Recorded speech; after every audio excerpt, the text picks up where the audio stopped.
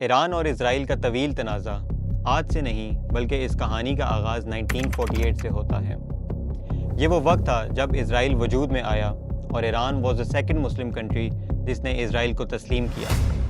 لیکن پھر ایسا کیا ہوا کہ ایران نے اسرائیل کو چھوٹا شیطان قرار دیا؟ السلام علیکم، میں ہوں حسین رضا اور آج ہم ایران اسرائیل کنفلکٹ کا تفصیلی جائزہ لیں گے۔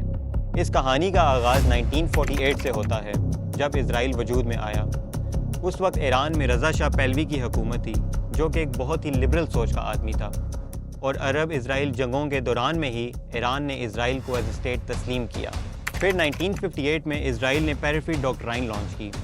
یہ اسرائیل کی وہ اسٹریٹجی تھی جس کا مقصد عرب دنیا میں گرے ہونے کے باوجود نان عرب مسلم کنٹری سے دوستی کرنا جو عرب اسٹیٹس کو نقصان پہنچا سکتی ہیں۔ 1968 میں دونوں کنٹریز نے مل کر ایلیٹ ایشکلون پائپ لائن بنائی۔ اس کے تھرو ایران کا آئل ڈائریکٹلی اسرائیل اور یورپ تک جاتا تھا۔ پھر 1973 میں آلدو عرب اسرائیل جنگ چل رہی تھی، ایران نے اسرائیل کو سیکریٹلی آئل پرووائڈ کیا۔ 1977 میں دونوں ممالک نے مل کر پروجیکٹ فلاور سٹارٹ کیا۔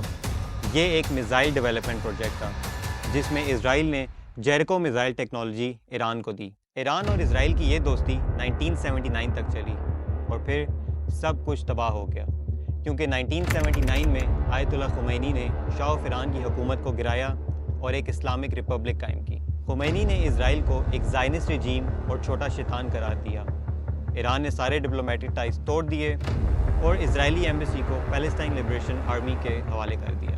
یہاں سے ایک نئے کنفلکٹ کا آغاز ہوتا ہے جس میں ایران نے ڈائریکٹلی نہیں بلکہ انڈائریکٹلی پراکسی وارز کے تھرو لڑنا شروع کیا۔ 1980 میں ایران عراق وار سٹارٹ ہوئی۔ اس جنگ میں اسرائیل نے ایران کو سیکریٹلی آرمز بھی پرووائڈ کیے، کیونکہ اس وقت عراق کا پریزیڈنٹ صدام حسین تھا جس نے اوپنلی کہا کہ وہ عرب ورلڈ کا لیڈر بننا چاہتا ہے اور اسرائیل کی ایگزسٹنس کو بھی اوپنلی چیلنج کیا، جس کی وجہ سے اسرائیل عراق کو زیادہ خطرناک سمجھتا تھا۔ 1985 میں ایران نے حزب اللہ بنائی۔ یہ ایک اینٹی اسرائیلی ملیٹیا تھی جو لیبنان میں موجود اسرائیلی آکیوپیشن کے خلاف لڑ رہی تھی۔ اس وقت ایران نے حزب اللہ، حماس اور ہوتی جیسے گروپس کے تھرو اپنے گولز حاصل کرنا شروع کیے، اور پھر 1995 میں یو ایس نے اسرائیلی پریشر میں آ کر ایران پر نیوکلیر ریلیٹڈ سینکشنز لگائے۔ 2005 میں ایرانی پریزیڈنٹ احمدی نیاد کے بیان Israel should be wiped off the map نے دنیا بھر میں ہلچل مچا دی۔ 2010 میں اسرائیل اور امریکہ نے اسٹکس نیٹ وائرس کے تھرو ایران کی نیتنز نیوکلیر فیسلٹی کو نقصان پہنچایا اور ایک سائبر وار کا آغاز کیا۔ 2015 میں JCPOA یعنی joint comprehensive plan of action sign ہوا۔ یہ ایک انٹرنیشنل نیوکلیر ایگریمنٹ تھا جو ایران اور دنیا کے 6 بڑے ممالک کے درمیان سائن ہوا۔ اس ایگریمنٹ کی وجہ سے ایران کو اپنی نیوکلیر انرچمنٹ کو لمٹ کرنا پڑا اور انسپیکشنز بھی الاؤ کی، مگر اسرائیل نے اس ڈیل کو ایز اے ہسٹوریکل مسٹیک کہا۔ 2018 میں ٹرمپ اس ایگریمنٹ سے نکل گیا۔ I am announcing today that the United States will withdraw from the Iran nuclear deal.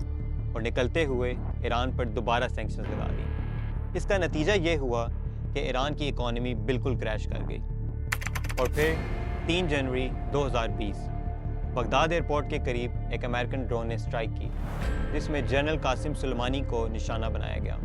Qasim سلیمانی ایران کی ایلیٹ ملٹری فورس قدس فورس کا کمانڈر تھا۔ یہ وہ ونگ تھا جو ایران کے فورن آپریشنز اور پراکسی گروپس کو ڈائریکٹ کرتا تھا، جیسے حماس، حزب اللہ اور سیریا میں موجود بشار الاسد کی رجیم کی مدد۔ قاسم سلیمانی نہ صرف ایران کے اندر بلکہ پورے مڈل ایسٹ میں ایک اسٹریٹجک ماسٹر مائنڈ مانا جاتا تھا۔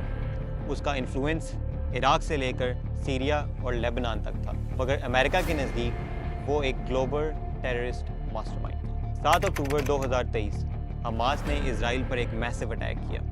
آلدو ایران نے ڈائریکٹ انوالومنٹ سے انکار کیا، مگر انٹرنیشنل کمیونٹی نے اس پر ہتھیاروں کی سپلائی اور فنڈنگ کا الزام لگایا۔ 2024 میں اسرائیل نے سیریا میں موجود ایران کے کونسولیٹس پر ایئر اسٹرائکس کی، جس کی وجہ سے IRGC کے ٹاپ 7 جنرلز مارے گئے۔ ایران نے جواب میں 300 سے زیادہ میزائلز اور ڈرونز اسرائیل کی طرف لانچ کیے۔ اب 2025 میں سچویشن اور بھی انٹینس ہو گئی ہے، کیونکہ 13 جون کو اسرائیل نے آپریشن رائزنگ لائن لانچ کیا اور ایران کے نیوکلیر پلانٹس اور ملٹری فیسلٹیز پر ایئر اسٹرائکس کی، جس کے نتیجے میں سینکڑوں لوگ مارے گئے اور زخمی بھی ہوئے۔ اسرائیل کا مقصد کلیئر تھا، ایران کی بیلسٹک پاور کو ختم کرنا اور IRGC کے ٹاپ جنرلز کو ایلیمینیٹ کرنا، لیکن ایران نے بھی فوراً جواب دیا۔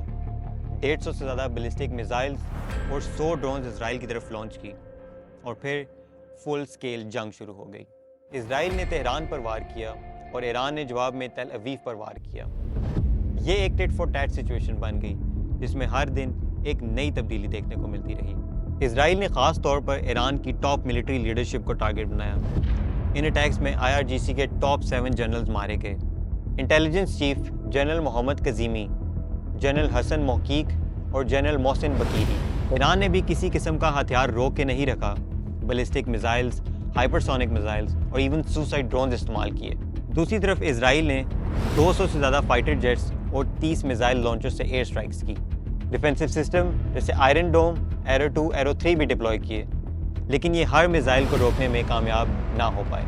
ایران کو ٹاپ لیڈرشپ کا نقصان ہوا اور اسرائیل کی اکانومی اور ڈیفینس سیکٹر بہت پریشر میں آ گئی۔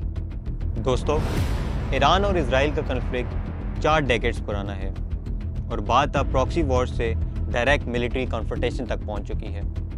لیکن سوال یہ پیدا ہوتا ہے کہ کیا یہ جنگ رکے گی یا ورلڈ وار 3 کی طرف ٹرن لے گی، کیونکہ ایران کی میزائل کیپیبلٹی اور اسٹریٹ آف ہارموز کا کنٹرول گلوبل سپلائی چین کو ڈسٹرب کر سکتا ہے۔ آپ کیا سمجھتے ہیں؟ کمنٹس میں بتائیں، لائک کریں اور چینل کو سبسکرائب کریں۔